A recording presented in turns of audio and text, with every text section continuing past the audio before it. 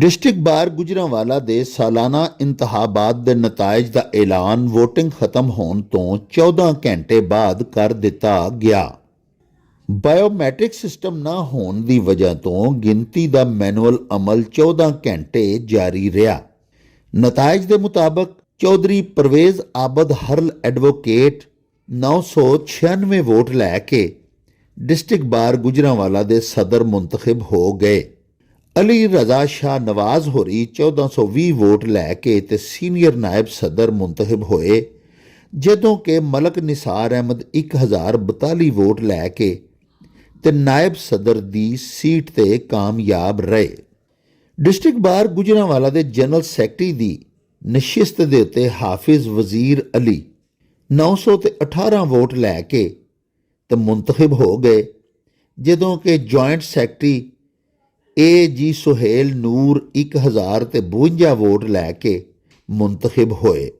साहिबो 1284 vote हासिल करके Yasin Ahmad finance secretary, जद के बख्तावर बट साहिबा लाइब्रेरी सैकटरी ते आसम मंजूर ऑडिटर मुंतखब हो गए।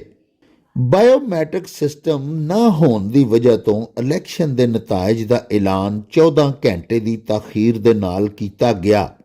चेयरमैन इलैक्शन बोर्ड वहीदुल हक हाशमी होरां ने नताइज का ऐलान किया ते यह भी दस्सिया कि इंतखाबात दे विच कुल 2705 राय दहिंदगान ने हिस्सा लिया ते अपने वोट कास्ट किए।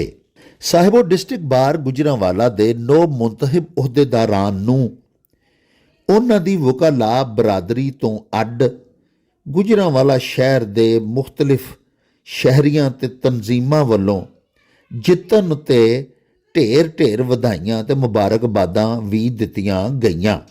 अज तमाम 9 मुंतखब अहदेदारां ने बार अपने राय दहिंदगान ते हमायतियां दे जलव दे विच district and session court Gujranwala तशरीफ लियाउणगे ते उन्हां दी आमद दे उत्ते वकाला बरादरी वल्लों ते शहरियां वल्लों उन्हां दा भरपूर ते जबरदस्त इस्तकबाल भी कीता जावेगा। 9 मुंतखब अहदेदारान अज डिस्ट्रिक्ट एंड सैशन कोर्ट तशरीफ लिया के ते अपने राय दहिंदगान दे दफातर दे विच जाके ते फर्दन उन्हां दे शुक्रिये भी अदा करनगे ते उन्हां दे नाल खिताब भी करनगे।